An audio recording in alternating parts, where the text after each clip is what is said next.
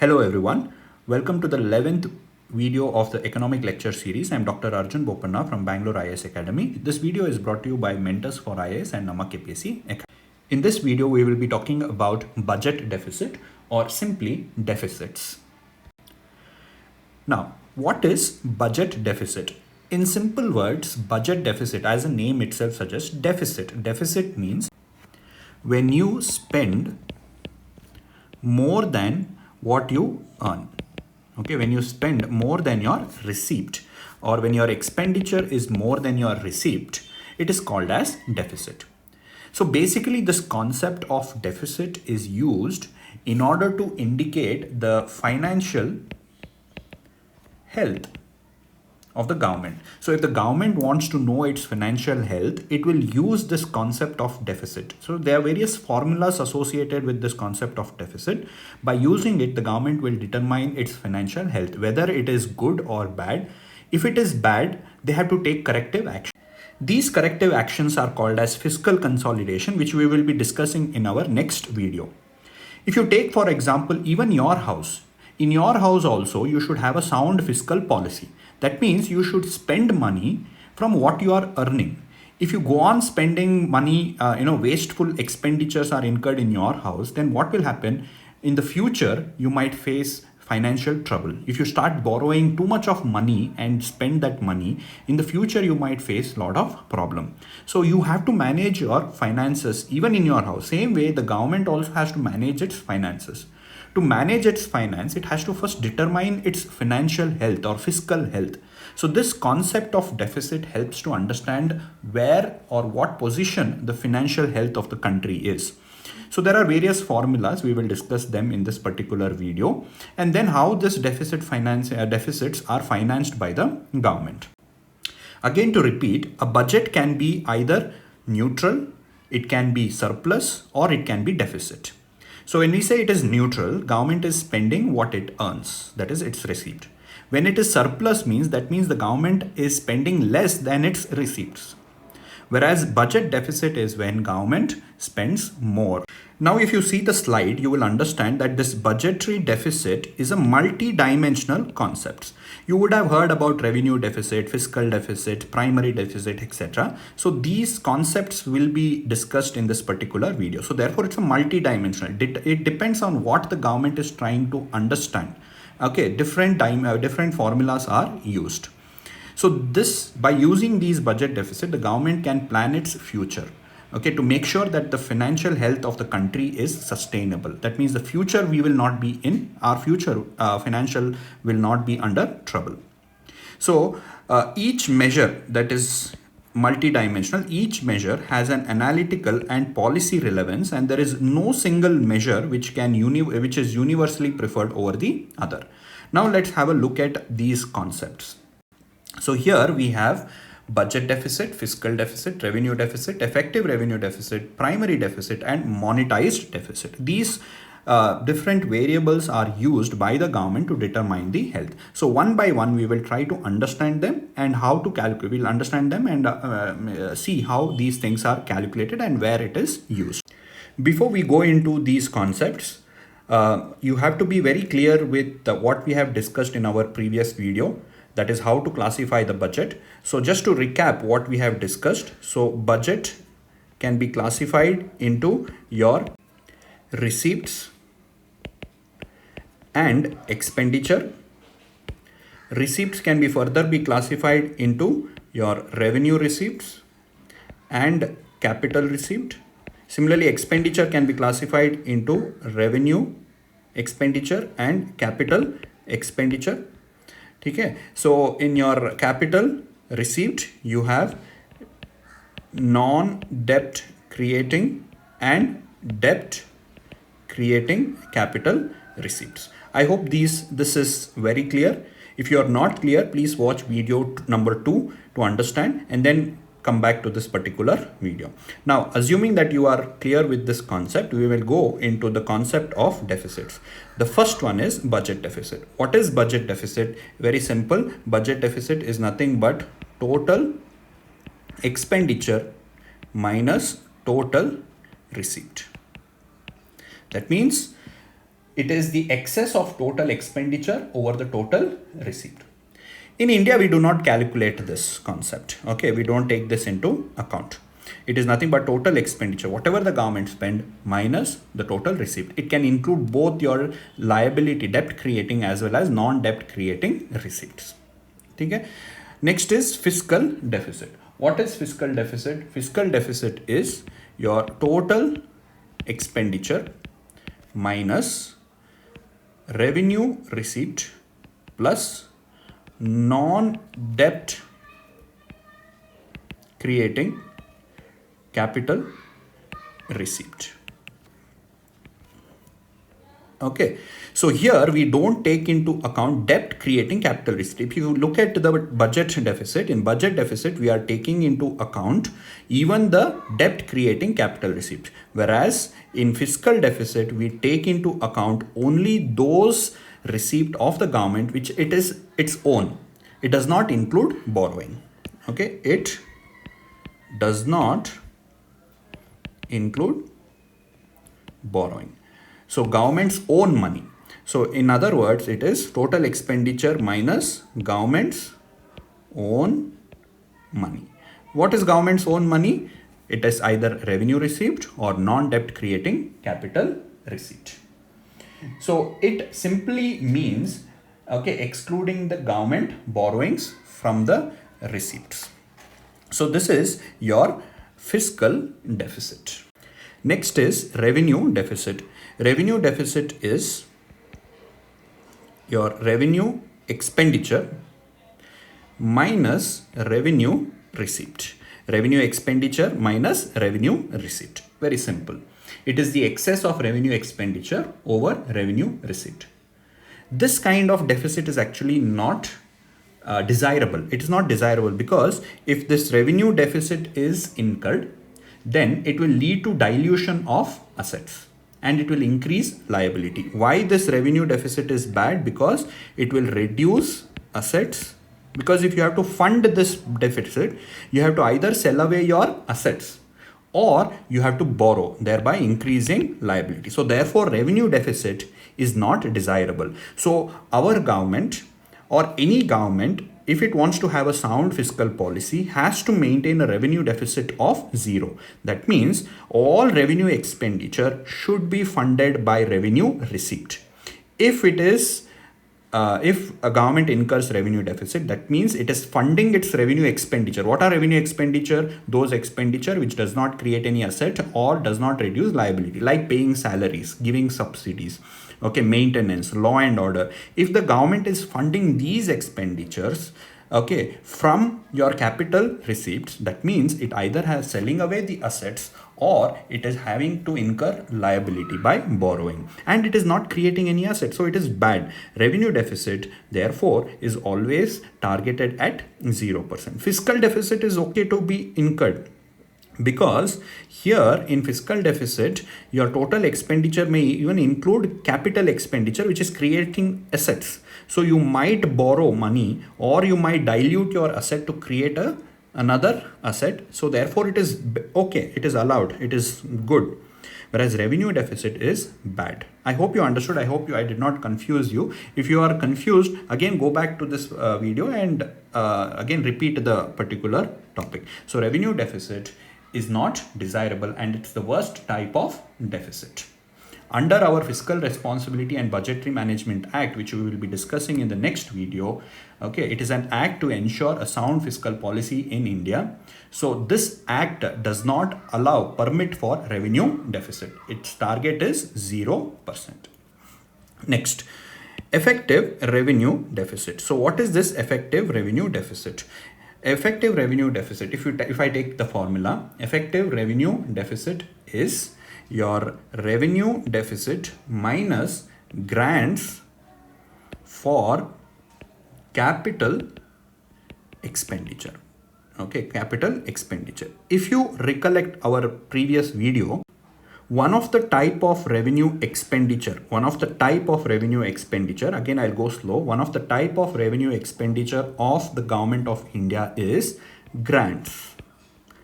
Okay, grants it gives to the state government. Yes, So we have discussed this. One of the revenue expenditure is grants that the central government gives to the state government. These grants are used for the creation of capital asset. Now let's take an example. The money that the government gives to the state government in the form of grant to build a hospital, to build a bridge, to build an industry. So it is grant. So therefore it is calculated as revenue expenditure.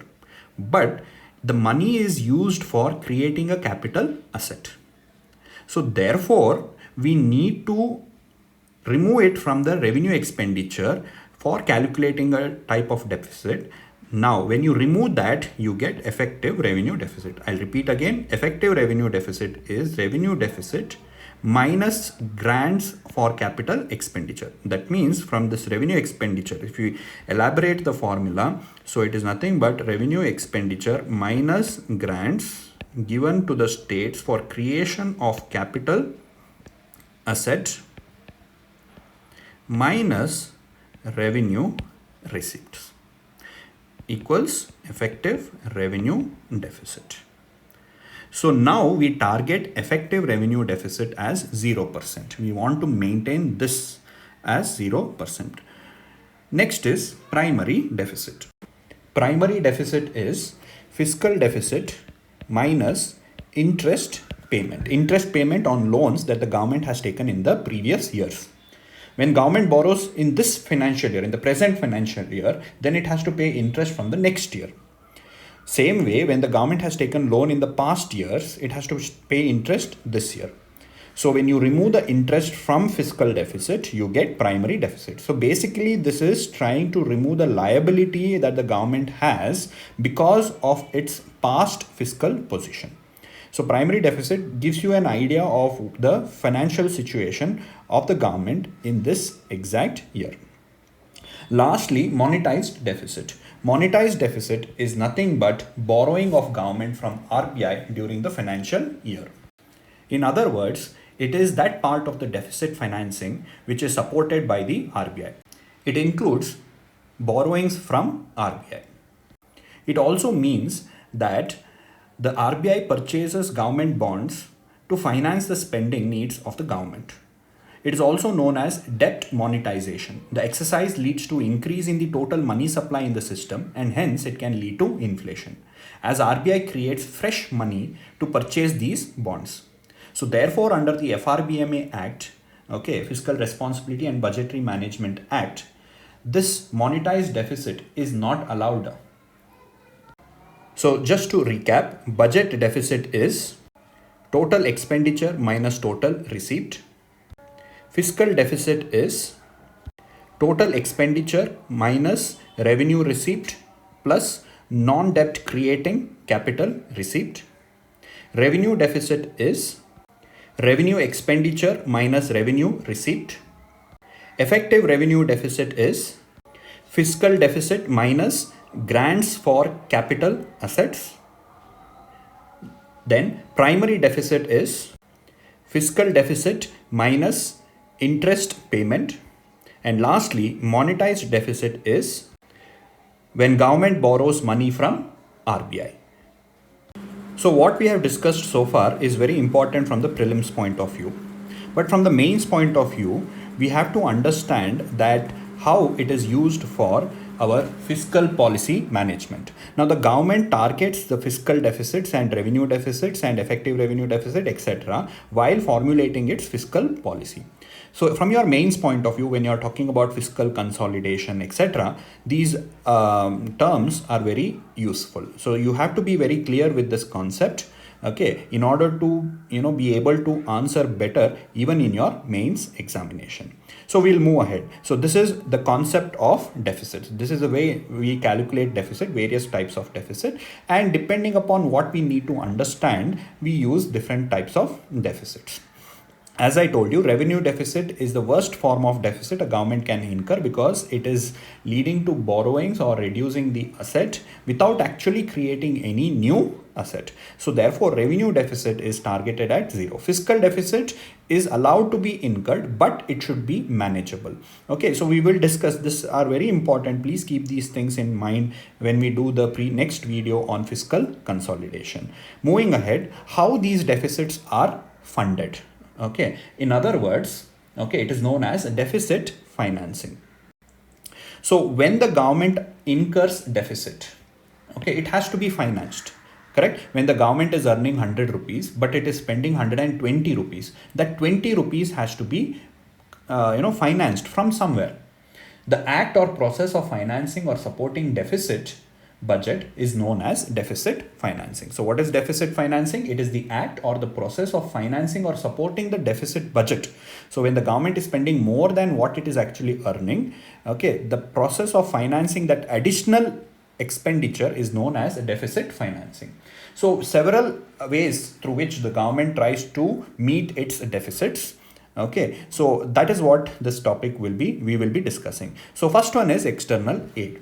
External aid is when government gets some grants from other countries, like let's say Japan gives us grants, United Kingdom gives us grants to fulfill our expenditure. That is known as external aid. Next one is external borrowing. When government borrows from sources outside India, we might borrow money from World Bank, we might borrow money from IMF, we might borrow money from other financial institutions like ADB, AIIB, etc. This is known as external borrowing. Or we might even borrow from private individuals or banks outside the country by issuing bonds outside the country. That is known as external borrowings. Next is internal borrowing. That means borrowing from within our country. So government or the RBI on behalf of the government will issue bonds and treasury notes, treasury bills, etc. and borrow money from the public. So the government will issue bonds. Okay, and we citizens or companies or banks, they will buy this bond. Bond is a way in which government will borrow money from the public. So that is known as internal borrowing. Or we can use money from our foreign exchange reserve. Now let's try to understand what is this foreign exchange reserve. This we will be discussing in detail in our external sector. Now foreign exchange reserve is nothing but an additional foreign currency that we have earned, which we keep it as reserve. Let's take for example, this is India's border. Okay, so dollar comes into India, dollar goes out of India. So when we export something, we earn dollar. When we import something, we give or spend dollars. Yes. So when we export something, we earn dollars. Let's say we earn $100 on exports. When we sell something, export. But when we import, let's say petroleum, let's say we have to give $100. Okay. So over here, import is equal to export or export is equal to import. So we don't earn any net foreign currency. Let's say we export $120 and we import $100 worth of products. So over here we have a surplus of $20. This $20 is kept by RBI in the form of forex reserves. So currently we have around $400 billion worth of reserves. We have built up around $400 billion of reserve. What it is, etc. we will discuss that in external sector. For now, you understand that we have certain amount of money that we have kept in the form of reserve. How do we have this reserve? We have this reserve by earning extra dollars through our foreign currency flow. Okay, import and export. For simple understanding, this is more complicated, but for now to understand, you keep it this way. So foreign exchange reserve can also be used by the government to fund our deficits. Okay, and lastly, we can ask RBI to print more currency to fund our expenditures.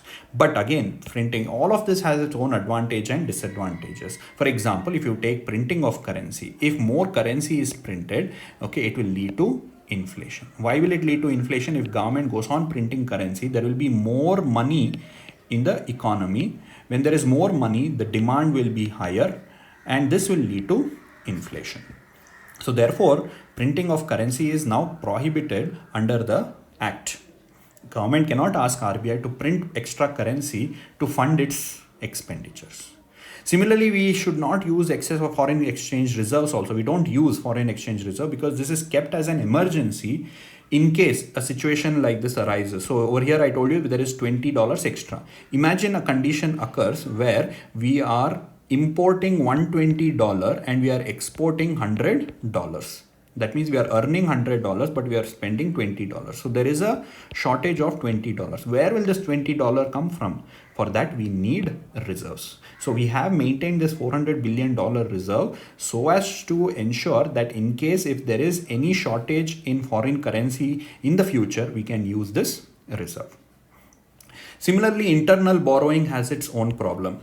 When government goes on borrowing from the country, internal borrowing, what will happen? The money in the economy will be less. So this will lead to higher interest rate. So when government borrows all money, there will be less money to be borrowed by private citizens or companies, correct? See, let's say there is some amount of money that needs to be borrowed. Imagine if government borrows all that money. Okay, what will happen?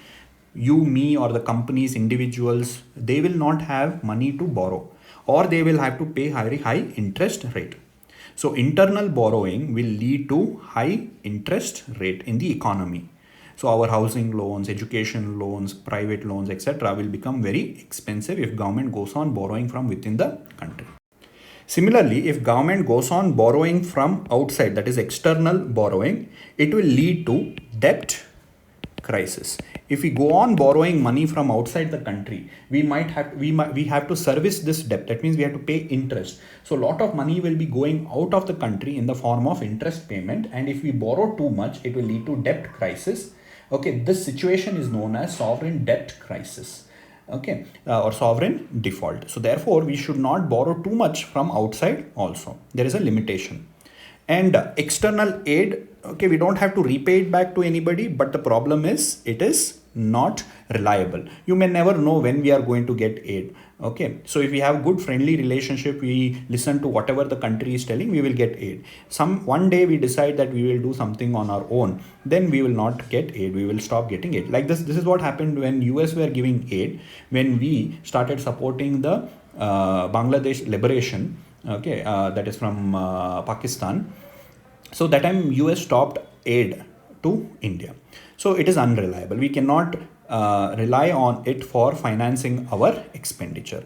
So all these methods have its own limitations. So what the government does is it uses all of them, okay, and tries to manage it. It takes few from aid, it takes external borrowing, it takes money from internal borrowing, some money. So this way it tries to manage its financial deficit financing.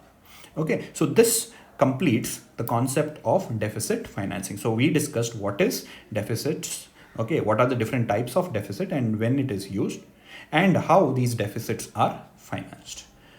So before we end this video, we will discuss one question related to this. Through which of the following sources can the government finance its fiscal deficit? That means in case if government faces deficits, what are the various routes through which it can finance its deficit? Borrowings from home? Yes. Borrowing from abroad? Yes. Borrowing from RBI? Yes. It is called as monetized deficit. So all these three routes can be used to finance our deficit. Okay. I mean, you might be thinking, I told you that it is not allowed under FRBMA Act. They are not asking about FRBMA Act. Okay. They're asking what are the various sources. Can they borrow from RBI? Yes, but now it is not allowed, but it is a way through which they can finance their deficit. So all the three are routes through which government can finance its deficit. So answer is D, 1, 2 and 3. So with that, I will end this video. In the next video, we will be discussing about fiscal consolidation. It's a very important chapter, fiscal consolidation. Before we start that video, I would expect you to again be thorough with what we have discussed so far, that is fiscal deficits, etc. Thank you for watching this video. Please like and share this video and motivate us to come up with more such videos. Have a good day.